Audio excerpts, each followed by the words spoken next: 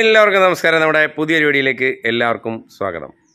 ഇന്നത്തെ നമ്മുടെ വീഡിയോ എന്ന് പറയുന്നത് ഒരു മഹീന്ദ്ര കോസ്മോയുടെ ഒരു BD30 ഗിയർ ബോക്സിൻ്റെ സെറ്റിംഗ് ആണ് നമ്മൾ കാണിക്കാൻ ഉദ്ദേശിച്ചിരിക്കുന്നത്. അപ്പോൾ അത് ഗിയർ ബോക്സ് അഴിച്ചാണ് നമുക്ക് കൊണ്ട് തന്നിരിക്കുന്നത്. അപ്പോൾ അതുകൊണ്ട് അത് ഫുള്ളായിട്ട് വാഷ് ചെയ്ത് ക്ലിയർ ചെയ്ത് അതിൻ്റെ കംപ്ലയിൻറ്റ് റെക്ടിഫൈ ചെയ്ത് അത് ഫുൾ സെറ്റിംഗ് ചെയ്യുന്ന ഒരു വീഡിയോ ആണ് നമ്മൾ ഉദ്ദേശിക്കുന്നത്. അപ്പോൾ നമുക്ക് നമ്മുടെ വീഡിയോയിലേക്ക് പോകാം. അപ്പോൾ ഈ ഒരു സെറ്റപ്പിലാണ് നമുക്ക് ഈ ഗിയർ ബോക്സ് കിട്ടിയിട്ടുള്ളത്.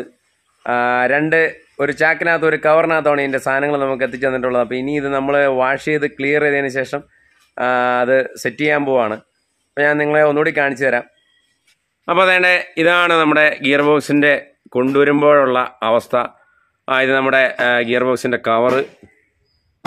അതിനകത്ത് നമ്മുടെ കൗണ്ടർ ഷാഫ്റ്റ് അല്ലെങ്കിൽ എ ഷാഫ്റ്റ് കിടപ്പുണ്ട്, നമ്മുടെ ടോപ്പ് ഗിയർ, അതുപോലെ മെയിൻ ഷാഫ്റ്റ്.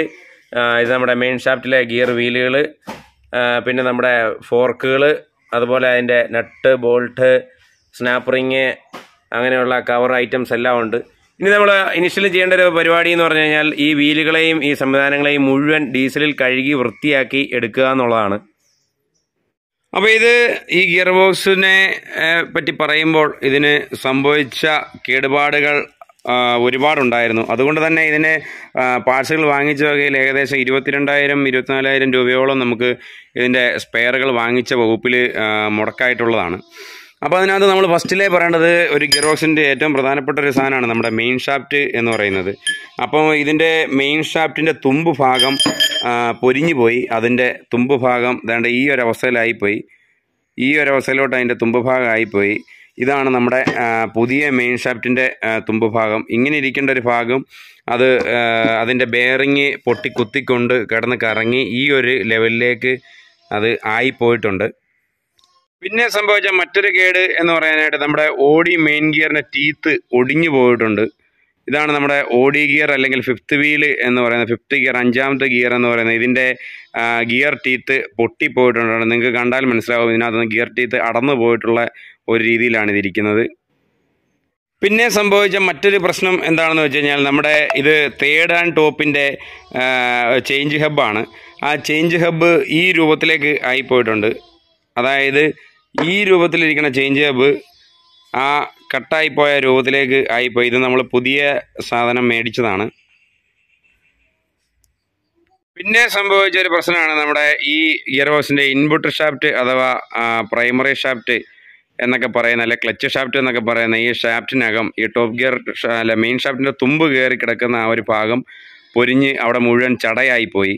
അതുകൊണ്ട് തന്നെ നമുക്കിനി ഇത് ഉപയോഗിക്കാൻ കഴിയില്ല. അപ്പോൾ നമ്മൾ അതിന് പകരം പുതിയ ഷാഫ്റ്റ് തന്നെ വാങ്ങിയിട്ടുണ്ട്.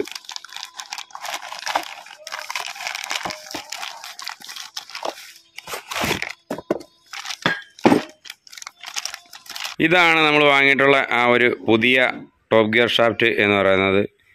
ഇത്രയും നല്ല ക്ലിയറായിട്ട് ഇരിക്കേണ്ട ഒരു ഭാഗമാണ് അവിടെ മുഴുവൻ ചടയായി പരന്നുപോയത്.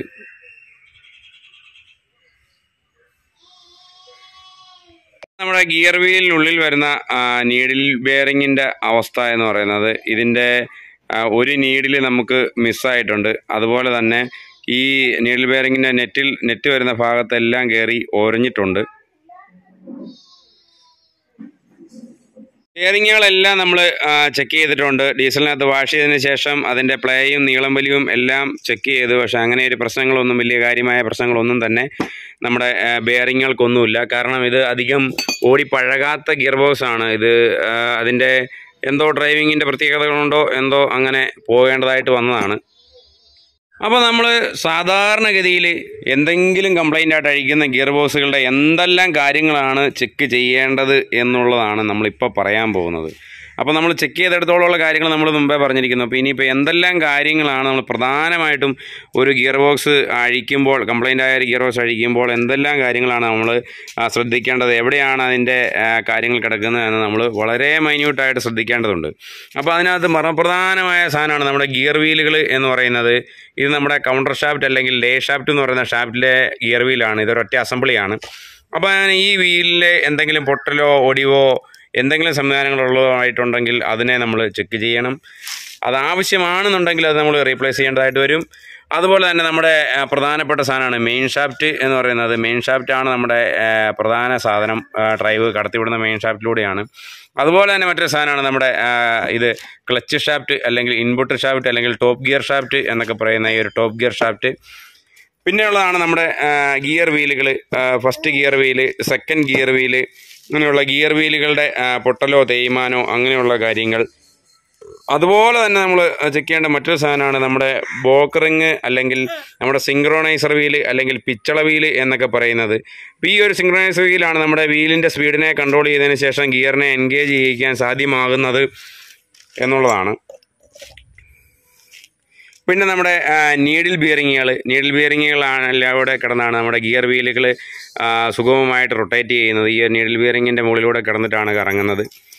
അതുപോലെ തന്നെ നമ്മുടെ ചേഞ്ചിങ് ഹബ്ബിൽ ഈ ഒരു ചേഞ്ചിങ് ഹബ്ബിലൂടെയാണ് നമ്മുടെ ചേഞ്ചർ സ്ലീവ് അങ്ങോട്ടും ഇങ്ങോട്ടും ഓടി ഓരോ ഗിയറുകളെയും സുഗമമായിട്ട് എൻഗേജ് ചെയ്യിക്കുന്നത്. അതോടൊപ്പം തന്നെ നമ്മൾ ചെക്ക് ചെയ്യേണ്ടതാണ് നമ്മുടെ ഈ ചേഞ്ചർ സ്ലീവുകളുടെ ടീത്തുകളെ, ഈ സ്ലീവുകളുടെ തേയ്മാനം, അതുപോലെ സ്ലീവുകളുടെ തുമ്പ് ഭാഗത്ത് ചരവുണ്ടോ അങ്ങനെയൊക്കെ ഉണ്ടെങ്കിൽ നമുക്ക് ഗിയറുകൾക്ക് ഉടക്ക് വീഴാനും ഗിയറുകൾ വീഴാൻ ബുദ്ധിമുട്ടുണ്ടാവുകയും ഒക്കെ ചെയ്യുന്നൊരു സാഹചര്യം ഉണ്ടാവും. പിന്നെയാണ് നമ്മുടെ ഇൻസേർട്ട് ലോക്ക് അഥവാ കീ എന്നൊക്കെ പറയുന്ന ഈ ഇൻസേർട്ട് ലോക്ക്. ഇത്തരം ലോക്കുകൾ നമുക്ക് ഓരോ ചേഞ്ച് ഹബിനും 3 ലോക്ക് വീതം കാണാൻ സാധ്യതയുണ്ട്. അപ്പോൾ ഈ ലോക്കാണ് അടുത്ത ഒരു ഗിയറിലേക്ക് എൻഗേജ് ചെയ്ത് കയറി ലോക്കാക്കി ഇരിക്കുന്നതിന് വേണ്ടി സഹായിക്കുന്ന ഒരു ഇത് ഇൻസേർട്ട് ലോക്ക് എന്ന് പറയുന്ന സംഭവം. അപ്പോൾ ഈ ഒരു ഇൻസേർട്ട് ലോക്കിനെ ഒരു സ്പ്രിംഗ് ആക്ഷൻ പോലെ പ്രവർത്തിക്കുന്ന ഒരു റിങ്ങാണ് ഈ സ്നാപ്പ് റിങ് എന്ന് പറയുന്നത്. അപ്പോൾ ഈ വക സാധനങ്ങൾ അതിൻ്റെ ടെൻഷൻ കുറവുണ്ട് എന്നുണ്ടെങ്കിൽ നമ്മളത് തീർച്ചയായിട്ടും മാറിവിടണം. അങ്ങനെയുള്ള കാര്യങ്ങൾ നമ്മളൊരു ലാഭേച്ഛ നോക്കാതിരിക്കുന്നതാണ് ഭംഗി. നമ്മൾ ശ്രദ്ധിക്കേണ്ട വളരെ പ്രധാനപ്പെട്ട ഒരു സംഗതിയാണ് നമ്മുടെ ഈ ഒരു selector mechanism, gear selector mechanism എന്ന് പറയുന്നത്.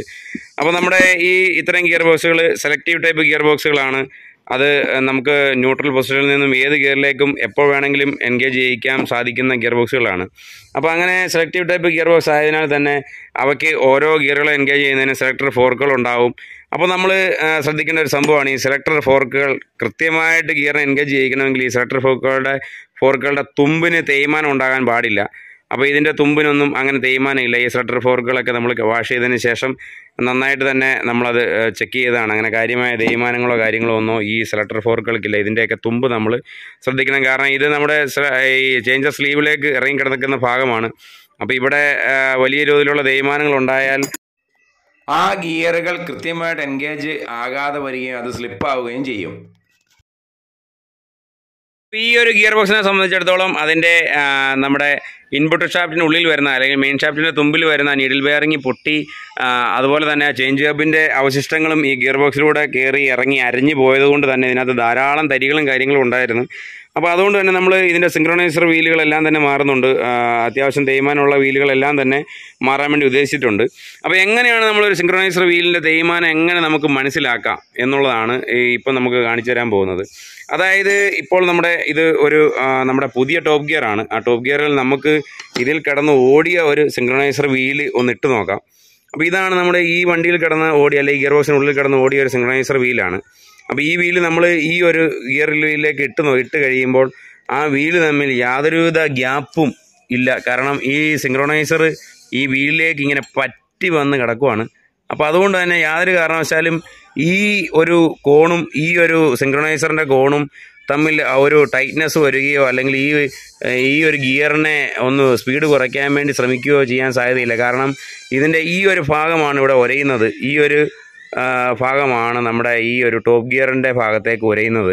ഇങ്ങനെയാണ് നമ്മൾ ഓരോ ഗിയർ വീലും തമ്മിലുള്ള ഈ ഗ്യാപ്പ് നോക്കിയിട്ടാണ് ഈ സിങ്ക്രോണൈസറിൻ്റെ തേയ്മാനത്തെ അനുമാനിക്കുന്നത്. പക്ഷേ അതേസമയം ഇതുപോലെ തന്നെ നമ്മുടെ ഫസ്റ്റ് വീലിൻ്റെ ഒരു സിങ്ക്രോണൈസറും ഫസ്റ്റ് വീലുമാണ് ഇത് ഈ കാണുന്നത്. അപ്പോൾ നിങ്ങൾ നോക്കിയാൽ മനസ്സിലാവും ഇതാണ് അതിൻ്റെ ഈ കോണ് ഭാഗം ഇവിടെയാണ്. അതുപോലെ തന്നെ ഇതാണ് നമ്മുടെ വീലിൻ്റെ ഒരു കോണ് ഭാഗം. ഈ ഒരു കോണ് ഭാഗത്തിലേക്ക് നമ്മൾ ഈ ഒരു സിങ്ക്രോണൈസറിനെ അല്ലെങ്കിൽ പിച്ചള വീലിനത് ഇങ്ങനെ വെച്ച് കഴിയുന്ന സമയത്ത് ഇവിടെ ആ ഗ്യാപ്പ് നമുക്ക് ഫീൽ ചെയ്യുന്നുണ്ട്. നിങ്ങൾക്ക് വ്യക്തമായിട്ട് കാണാൻ കഴിയുന്നുണ്ടെന്ന് മനസ്സിലാകുന്നു. ഈ ഒരു ഗ്യാപ്പ് നമുക്ക് കാണാൻ സാധിക്കുന്നുണ്ട്. ഒരിക്കലും ഈ സിങ്ക്രോണൈസറിൻ്റെ ഈ ഒരു ഭാഗം നമ്മുടെ വീലിലേക്ക് ഉരഞ്ഞതായിട്ടുള്ളൊരു പാടൊന്നുമില്ല. ഈ സിങ്ക്രോണൈസർ കാണുന്ന പാടുകൾ ഇതിനകത്ത് പൊട്ടി വീണ സംവിധാനങ്ങളുടെ ആ ഒരു അവശിഷ്ടങ്ങൾ കയറി ഉരഞ്ഞ ഒരു പാട് മാത്രമാണ്. പക്ഷെ നമുക്ക് ഈ ഒരു ഗിയർ ബോക്സിൽ നമ്മൾ സിങ്ക്രണൈസർ മാറുമ്പോൾ ഒന്നും ഒറ്റയും ഒക്കെ ആയിട്ട് പല രീതിക്ക് മാറിക്കഴിഞ്ഞാൽ ഇത് മെയിൻ ഷാഫ്റ്റിൽ ഗിയർ വീലുകൾ അടുക്കി വരുമ്പോഴും നമ്മളതിൻ്റെ മെയിൻ ഷാഫ്റ്റ് നട്ട് വലിച്ചു മുറുക്കുമ്പോഴോ ചിലപ്പോൾ ലൂസാവുകയോ ടൈറ്റ് ആവുകയോ ഒക്കെ ചെയ്യാനുള്ള ഫ്രീ ആയി പോകാനുള്ള സാധ്യതകളും ഈ വീലിനിടയ്ക്കും സിങ്ക്രണൈസറിനിടയ്ക്കുള്ള ഗ്യാപ്പ് കൂടാനുള്ള സാധ്യതയും വരാൻ ഇടയുണ്ട്. അപ്പോൾ ഇതാണ് നമ്മുടെ റിവേഴ്സ് ഗിയർ എന്ന് പറയുന്നത്. ഇതാണ് നമ്മുടെ റിവേഴ്സ് ഗിയർ വീല്. അപ്പോൾ ഈ ഒരു ഗിയർ വീലിനെ ഈ ഒരു ഷാഫ്റ്റ് അറ്റാച്ച് ചെയ്തിരിക്കുന്ന ഗിയർ വീലിലേക്ക് ഇത് ഇങ്ങനെ കയറ്റി നമ്മൾ ഇടണം.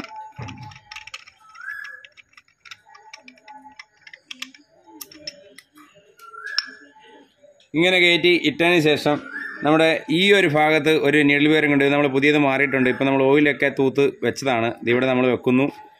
അതിനുശേഷം നമ്മുടെ ഈ ഒരു റിയർ ഭാഗത്തും ഇതുപോലൊരു നീഡിൽ ബെയറിംഗ് ഉണ്ട്. അത് നമ്മളിവിടെ ഇടുന്നു. അതിനുശേഷം നമ്മുടെ ഈ ഒരു ഫ്രണ്ട് ഭാഗത്ത് ഇതേ കണക്ക് ഒരു ത്രസ്റ്റ് വാഷറുണ്ട്. ഈ ഒരു ത്രസ്റ്റ് വാഷറിൻ്റെ ഈ ഒരു ഭാഗത്ത് മാത്രമാണ് ഈ ഒരു ഡിസൈൻ ഉള്ളത്. ഇവിടെ ഡിസൈൻ ഇല്ല. ഇത് നമ്മുടെ കവറിൽ ഇത് ഇങ്ങനെ വരുന്ന ഭാഗമാണ്. ഇങ്ങനെയാണ് നമ്മളത് സെറ്റാക്കേണ്ടത്. അതുപോലെ തന്നെ ഇതിൻ്റെ ബാക്ക് ഭാഗത്തും ഇതേ കണക്ക് ഒരു വാഷറുണ്ട്. ഈ ഒരു വാഷറിൻ്റെ രണ്ട് സൈഡിലും ഡിസൈനുണ്ട്. അപ്പോൾ ഈ ഒരു വാഷർ ഇങ്ങനെയാണ് നമ്മൾ സെറ്റാക്കിയിട്ടുള്ളത്. അപ്പോൾ ഇങ്ങനെയാണ് ഈ ഒരു ഷാഫ്റ്റിനെ നമ്മൾ ഈ ഒരു ഗിയർ വീലിനെ ഈ അകത്ത് ഇറക്കി വെച്ചതിന് ശേഷം നമ്മളിത് സെറ്റാക്കേണ്ടത്. പിന്നെ നമ്മൾ ഇത് സെറ്റാക്കാൻ പോവാണ്. ആദ്യം നമുക്കൊരു ശകലം ഗ്രീസ് വെച്ചിട്ട് ഈ ഒരു വാഷറിനെ നമുക്ക് ഈ ഒരു ഭാഗത്ത് ഇങ്ങനെ ഒട്ടിച്ച് വയ്ക്കാം.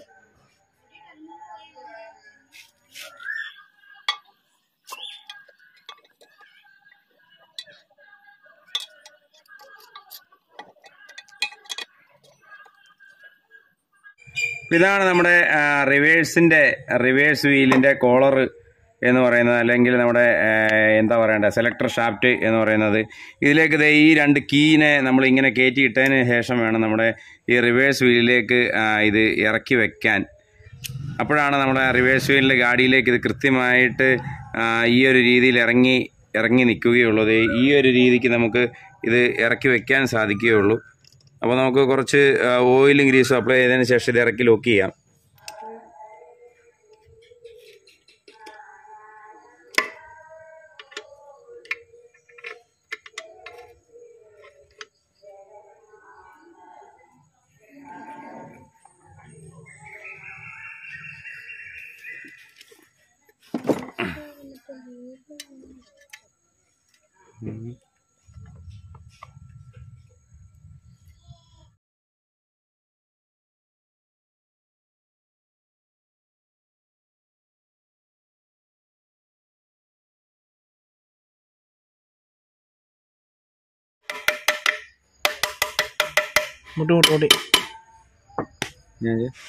ഇതാണ് നമ്മുടെ ഫസ്റ്റ് സെക്കൻഡ് ഗിയറുകളിലെ ചേഞ്ച് ചെയ്യുക. അപ്പോൾ ഇതിനകത്ത് നമുക്ക് ഇതിൻ്റെ മുകളിലേക്ക് ഇതിൻ്റെ ഈ സ്ലോട്ടിനുള്ളിലേക്ക് നമുക്ക് ഇൻസേർട്ട് കീനെ ഇറക്കിയിട്ടതിന് ശേഷം നമുക്ക് ഇതിൻ്റെ പുറത്ത് ചെഞ്ച് സ്ലീവ് ഫിക്സ് ആക്കണം. അതിനുശേഷം നമ്മുടെ സ്നാപ്പറിങ്ങും കൂടി ഇതിലേക്ക് ഇൻസേർട്ട് ചെയ്യണം.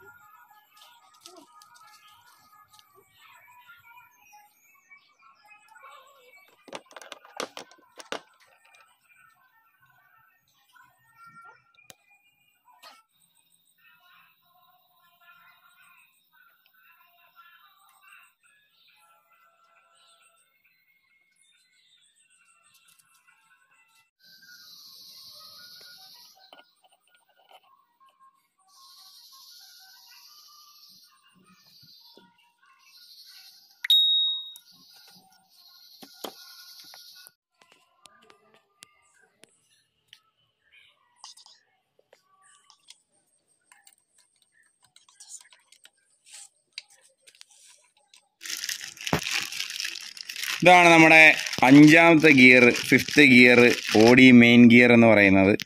ഈ ഒരു ഗിയറിൻ്റെ ടീത്ത് ഒടിഞ്ഞു പോയിരുന്നു. ഇതാണ് നമ്മുടെ ഓൾഡ് ഗിയർ. ഇതാണ് നമ്മുടെ പഴയ ഗിയർ. ഇതിൻ്റെ ടീത്തുകളൊക്കെ പൊട്ടിയിരിക്കുന്നത് നിങ്ങൾക്ക് കാണാൻ സാധിക്കുന്നുണ്ടെന്ന് വിചാരിക്കുന്നു. ഇത് നമ്മുടെ പുതിയ ഗിയർ. ഈ ഗിയർ നമ്മൾ ഇടാൻ പോവാണ്.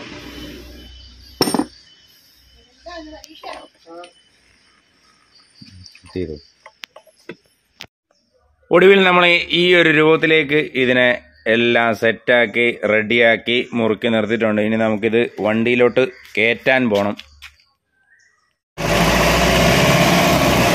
വണ്ടി ചെക്ക് കൊണ്ട് നാട്ടാൻ